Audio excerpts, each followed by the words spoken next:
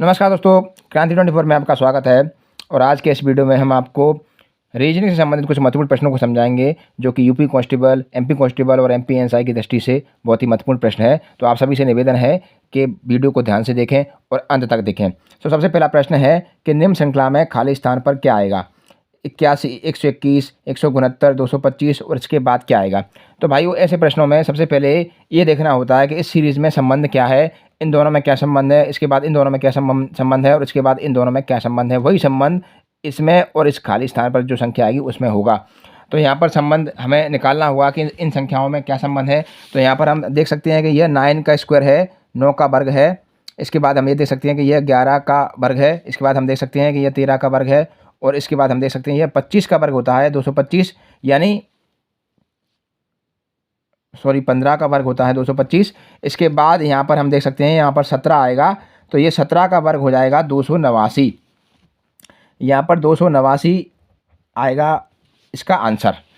तो भाइयों, ये बहुत ही आसान प्रश्न था, कुछ ज़्यादा कठिन प्रश्न नहीं था। यहाँ पर आपको संबंध देखना होता है कि इन दोनों में क्या संबंध है, इसके बाद इसमें क्या संबंध है, उसके बाद इन दोनों में क्या संबंध है, वही संबंध इन दोनों में होगा। यानी कि ये 9 का स्क्वायर है, यहाँ पर दो दो बढ़ रहे हैं, पहले 9 के बाद +2 11 का स्क्वायर, +2 13 का स्क्वायर, +2 15 का स्क्वायर और +2 17 का स्क्वायर, 289, यही इसका आंसर होगा। इसके बाद भाइयों आगे बढ़ते हैं दूसरे प्रश्न पर। तो दूसरा प्रश्न है, नीचे दिए गए सेट में से बेमेल शब्द चुनिए। तो यहाँ पर कुछ शब्द दिए गए हैं, गोभी, टमाटर, मटर और आलू। तो भाइयों, सबसे पहले मैं आपको बता दूं, इसमें आपको बेमेल देखना है कि बेमेल यानी इनसे अलग क्या है।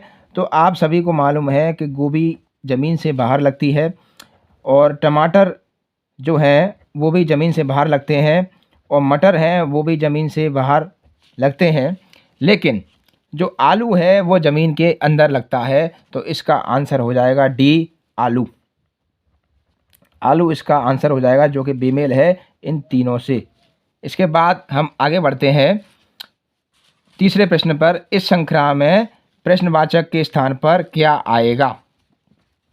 भाइयों, यहाँ पर दिया हुआ है 11, 12, 23, 35 और 58, इसके बाद प्रश्नवाचक चिन्ह। तो यहाँ पर भी वही चीज़ हमें देखनी है कि इन दोनों में क्या संबंध है और इन दोनों में क्या संबंध है, इन दोनों में क्या संबंध है, इन दोनों में क्या संबंध है। इसके बाद जो आएगा वही संबंध इसमें होगा। तो सीरीज़ में यही देखना होता है कि इनमें क्या माइनस हो रहा है, क्या प्लस हो रहा है, क्या स्क्वायर हो रहा है, क्या मल्टीप्लाई हो रहा है, क्या डिवाइड हो रहा है। तो यहाँ पर सबसे पहले हमें देखना होगा कि 11 + 12 होते हैं 23 और 23 + 12 होते हैं 35 और 35 + 23 होते हैं 58 और 58 और 35 होंगे 93, यानी 93 इसका आंसर हो जाएगा। यहाँ पर आप करके भी देख सकते हैं, 11 + 12 जो हो जाएंगे आपके 23, फिर 23 + 35 ये आपके हो जाएंगे 58 और 35 + 58 ये हो जाएंगे आपके 93, यानी 93 इसका आंसर हो जाएगा, सी आंसर हो जाएगा। इसके बाद आगे बढ़ते हैं भाइयों चौथे प्रश्न पर। तो चौथा प्रश्न है, शब्द तथा वाक्य में जो संबंध है वही संबंध किस जोड़े में है? तो शब्द और वाक्य में क्या संबंध है, आप सभी को मालूम है कि शब्द से ही वाक्य बनते हैं, शब्द से ही कोई वाक्य बनता है। तो यहाँ पर यही संबंध हमें देखना है कि इनमें से किन में यह संबंध है। तो सबसे पहला जो ऑप्शन है ए, अक्षर तथा शब्द। तो शायद यही इसका आंसर है, शायद क्या यही है इसका आंसर, क्योंकि अक्षर से ही शब्द बनते हैं और स्वर व्यंजन तो अलग अलग हैं, स्वर से व्यंजन नहीं बनते हैं, या व्यंजन से स्वर नहीं बनते हैं, या इसमें कोई ऐसा संबंध नहीं है जिसके यह क्लियर हो कि साफ स्वर से ही व्यंजन बनते हो या व्यंजन से ही स्वर बनते हो। मक्खी से छत्ता नहीं बनता है और गद्य से वाक्य का कोई ऐसा संबंध नहीं है कि साफ गद्य से ही वाक्य बने। तो यहाँ पर ये बात क्लियर है कि अक्षर से शब्द बनते हैं, तो वह उसी प्रकार शब्द से वाक्य बनते हैं, उसी प्रकार अक्षर से शब्द बनते हैं। तो इसका आंसर हो जाएगा ए। इसके बाद हम आगे बढ़ते हैं पांचवें प्रश्न पर। तो पांचवा जो प्रश्न है वो भी महत्वपूर्ण प्रश्न है, इसको आप ध्यान से देखिए कि यदि आसमान को काला कहा जाए और काला को जल कहा जाए और जल को हरा कहा जाए, हरा को बादल कहा जाए, बादल को नीला कहा जाए, नीला को ज़मीन कहा जाए, तो ज़मीन को लाल कहा जाए, तो मछलियाँ कौन हैं? बड़ा मज़ेदार प्रश्न है। एक बार फिर से सुनिए, यदि आसमान को काला कहा जाए, काला को जल कहा जाए, जल को हरा कहा जाए, हरा को बादल कहा जाए, बादल को नीला कहा जाए, और नीला को ज़मीन कहा जाए, और ज़मीन को लाल कहा जाए, तो मछलियाँ कौन हैं? यहाँ पर थोड़ा सा डाउट लग रहा है मेरे भाइयों, यहाँ पर मछलियाँ कौन नहीं है, मछलियाँ कहाँ रहती हैं, इस प्रकार का प्रश्न होगा। ये मछलियाँ कौन है, ऐसा कोई प्रश्न नहीं बनता यहाँ पे। तो यहाँ पर ये हमें देखना है कि मछलियाँ तो जल में रहती हैं, तो जल को कहा जाए, काला को जल कहा जाए, काला को तो जल कह रहे हैं, लेकिन जल को क्या कह रहे हैं, जल को हरा कहा जाए, तो इसका आंसर हरा हो जाएगा। यहाँ पर हमसे थोड़ी मिस्टेक हो गई है कि मछलियाँ कौन है नहीं है, मछलियाँ कहाँ रहती हैं, इस प्रकार से होगा ये प्रश्न। तो मछलियाँ कहाँ रहती हैं, जल में रहती हैं मछलियाँ, तो जल को क्या कहा जाए, जल को हरा कहा जाए, यानी हरा इसका आंसर हो जाएगा, सीधा सीधा इसका आंसर हरा हो जाएगा, ऑप्शन नंबर बी। इसके बाद हम आगे बढ़ते हैं प्रश्न नंबर 6 पर, जो कि बहुत ही मोस्ट इम्पोर्टेंट है। इस प्रकार के प्रश्न करने में स्टूडेंट गलतियां करते हैं, बड़े ध्यान से इस प्रश्न को समझने की कोशिश कीजिए। बाकी के प्रश्न तो सरल थे, लेकिन ये प्रश्न थोड़ा कठिन है, तो इसको समझने की कोशिश करें। तो ध्यान से पढ़ें। ए बी सी डी ई और एफ केंद्र की ओर मुख करके एक वृत्त में बैठे हैं।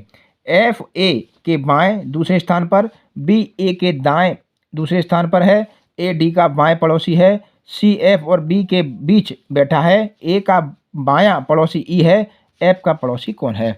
तो भाइयों सबसे पहली चीज़ तो यहाँ पर एक वृत्त बना लीजिए। अब वृत्त बनाने के बाद जो वो कह रहा है उसके अनुसार हम कार्य करेंगे कि सभी केंद्र की ओर, यानी इधर सभी मुख करके बैठे हैं, तो यहाँ पर क्या है, एफ केंद्र की ओर मुख करके, पहले तो ये देखिए यहाँ पर ये लेफ्ट है और ये राइट हो जाएगा, ठीक है। F A B C D और एफ केंद्र की ओर, सारे केंद्र की तरफ मुख करके बैठे हुए हैं, ये केंद्र है, एक वृत्त में बैठे हैं। एफ ए के बाएं दूसरे स्थान पर है, एफ जो है ना वो ए के बाएं दूसरे स्थान पर बैठा हुआ है। तो यहाँ पर भाइयों सबसे पहले हमें किसी एक को बैठाना होगा कि एफ जो है ना वो ए के बाएं बैठा है, तो ए सबसे पहले ए को बैठाना होगा हमें। तो ए को कहाँ बैठा लेंगे हम, ए को यहाँ बैठाते हैं। तो ए के क्या बैठा है, लेफ्ट में, यानी बाएं बैठा हुआ है एफ, तो एफ को यहाँ बैठा देंगे एफ। इसके बाद बात करते हैं, क्योंकि सभी केंद्र की तरफ मुख करके बैठे हुए हैं, इसके बाद बात करते हैं बाएं दूसरे स्थान पर है, तो यहाँ पर बीच में एक स्थान और हो जाएगा, ये दूसरे स्थान पर हो जाएगा। इसके बाद हम बात करते हैं बी ए के दाएं दूसरे स्थान पर है, बी ए के दाएं पहला और दूसरा, यहाँ पर बी बैठा हुआ है, दूसरे स्थान पर है। इसके बाद हम बात करते हैं ए डी का बाएं पड़ोसी है, ए डी का बाएं पड़ोसी है, ए डी का बाएं पड़ोसी है, तो यहाँ पर सीधा सीधा डी यहाँ हो जाएगा, क्योंकि वो बायां पड़ोसी है, इधर बायां पड़ोसी है, पहले नंबर पर ही है, बाएं स्थान पर। इसके बाद बात करते हैं सी एफ और बी के बीच बैठा है, सी कहाँ पर बैठा है, एफ और बी के बीच में। ये आर तो राइट है, आप इसको राइट साइड है, इसको कोई नंबर ना समझें, ये अलग चीज़ है, ये भी अलग चीज़ है, ये लेफ्ट है, ये राइट है। अब बात करते हैं सी एफ और बी के बीच बैठा है, तो एफ ये है और बी ये है, तो सी को हम यहाँ बैठा देंगे बीच में, तो सी बैठ गया। अब इसके बाद हम प्रश्न को, ए एफ का बायां पड़ोसी ई है, ए का बायां पड़ोसी ई है, तो ए का जो बायां पड़ोसी है, बायां यानी यहाँ पर ई आ जाएगा, सिंपल सा। इसके बाद हम बात करते हैं कि प्रश्न क्या पूछ रहा है कि एफ का पड़ोसी कौन है, तो एफ का पड़ोसी यहाँ पर ऑप्शन है ई और सी, क्योंकि ये भी पड़ोसी है और ये भी पड़ोसी है, तो यहाँ पर ए पर हो जाएगा ई और सी, आंसर सही हो जाएगा। यहाँ पर बी पर आप कुछ भी लिख सकते हैं, डी और ए, यहाँ पर सी है, डी और बी, और डी है सी और बी, तो इसका आंसर हो जाएगा ई और सी एफ का पड़ोसी हैं, एफ के पड़ोसी हैं। यहाँ पर ऑप्शन लिखना हम ध्यान भूल गए, हम क्षमा चाहते हैं, लेकिन इसका आंसर हो जाएगा ई और सी। इस प्रकार के प्रश्न बड़े ध्यान से करने होते हैं, इसमें गलतियां होने की संभावना अधिक रहती है, तो आप सभी इसे एक बार और ध्यान से देखें किस तरीके से केंद्र की तरफ मुख करके बैठना है और किसी एक को वहां सबसे पहले बैठाना है जिसके बारे में बात हो रही है। एफ ए के बाएं दूसरे स्थान पर है, ए के बाएं बैठाना, तो सबसे पहले हमने यहाँ को ए पे बैठाला, ए को बैठाला, ए के बाद हमने इस तरीके से हम क्रम में बैठालते गए और प्रश्न को बड़ी आसान तरीके से आप सॉल्व कर सकते हैं। इसके बाद हम आगे बढ़ते हैं। प्रश्न नंबर 7वां है, लुप्त संख्या ज्ञात कीजिए। तो ये प्रश्न तो शायद आप बड़ी आसानी से बना लेंगे, क्योंकि इसमें कोई विशेष बात नहीं है, क्योंकि आप इसमें संबंध देखिए कि 4 और 5 में मल्टीप्लाई होकर 20 आ रहा है, और 4 और 5 को अगर जोड़ते हैं तो 9 होता है। उसी यही संबंध इसमें है कि 6 और 7 को मल्टीप्लाई करते हैं तो 42 होता है, और अगर 6 और 7 को मल्टीप्लाई करते हैं तो 42 होता है, और 6 और 7 को जोड़ते हैं तो 13 होता है। यानी इन दोनों में जो व्यवस्था है, जो क्रम चला है, वही क्रम इसमें होगा कि 7 और 8 का मल्टीप्लाई करते हैं तो 7 8 56 होता है, और 7 8 को जोड़ते हैं तो 15 होता है इसका आंसर। यानी कि इसका आंसर हो जाएगा 56। यानी यहाँ पर हम ए आंसर लगाएंगे 56, बी 20, सी 35 और डी यहाँ पर 42 भी लिख सकते हैं, लेकिन इसका आंसर हो जाएगा ए 56। तो बड़ा ही सिंपल प्रश्न था, इसमें कोई विशेष बात नहीं थी। यहाँ 7वां प्रश्न था। इसके बाद हम 8वें प्रश्न पर आते हैं। यह प्रश्न भी बड़ा इम्पोर्टेंट है, इसको बनाने में भी स्टूडेंट गलतियाँ करते हैं। तो आप यहाँ पर देखिए, ध्यान से समझिए प्रश्न। भाइयों, जो प्रश्न हमने समझाए उनको आप रिवर्स कर करके, वीडियो को पॉज कर करके आराम से दोबारा भी देख सकते हैं, क्योंकि ये प्रश्न एग्जाम में आने की दृष्टि से बहुत ही महत्वपूर्ण है। तो ये प्रश्न है, एक विशेष कूट भाषा में फाइल को 7465 और आइडियल को 43586 लिखा जाता है। इस कूट भाषा में डिफ को क्या लिखा जाएगा? तो भाइयों, ये कूट की जो है उसमें सबसे पहले ये देखना होता है कि कोड क्या है इसका। अब फाइल में आप देखिए कि हमें निकालना किसका है, डिफ का। डिफ का कोड निकालना है, तो सबसे पहले यहाँ पर हम देखते हैं कि डी का कोड क्या है। तो डी का दूसरे नंबर पे है, डी का कोड है 3। यहाँ पर देखिए, ये 1 2 3 4 5, 1 2 3 4 5, यानी दूसरे नंबर पर डी है और दूसरे नंबर पर 3 है, तो डी का कोड है 3। इसके बाद बात करते हैं ई का। तो ई का कोड यहाँ पर 1 2 3 4 ई और 1 2 3 4 5, यानी कि ई का कोड है 5, तो यहाँ पर लिखेंगे 5। इसके बाद ए का कोड देखना है, तो ए यहाँ पर है चौथे नंबर पर और 8 यहाँ पर है चौथे नंबर पर, तो यहाँ पर लिखेंगे 8। इसके बाद हमें देखना है एफ़ का। तो एफ़ यहाँ पर है और एफ़ पहले नंबर पर, और इसका कोड है 7 पहले नंबर पर, तो इसका कोड हो जाएगा 7। यानी इसका आंसर हो जाएगा 3587। तो भाइयों, आशा करता हूँ आज का वीडियो आपको पसंद आया होगा। कुछ थोड़ी बहुत हमारी कमियाँ ये रहीं कि हम ऑप्शन नहीं लिख पाए कई प्रश्नों में, लेकिन बड़े ही मज़ेदार और इम्पोर्टेंट क्वेश्चन थे, और आगे हम अधिक से अधिक और प्रश्न बढ़ाने की कोशिश करेंगे। आप सभी से निवेदन है कि वीडियो को ज़्यादा शेयर करें, चैनल को अभी सब्सक्राइब कर लें, क्योंकि यूपी कांस्टेबल की वैकेंसी अभी निकल चुकी हैं, एमपी कांस्टेबल की वैकेंसी आने वाली हैं, एमपी एसआई की वैकेंसी आने वाली हैं। इन सभी एग्ज़ाम में यह प्रश्न आते हैं, और इसी दृष्टि से हमने ये वीडियो तैयार किया है। आप सभी से निवेदन है कि हमारा चैनल क्रांति 24 अभी सब्सक्राइब करें, वीडियो को लाइक और शेयर करें। धन्यवाद।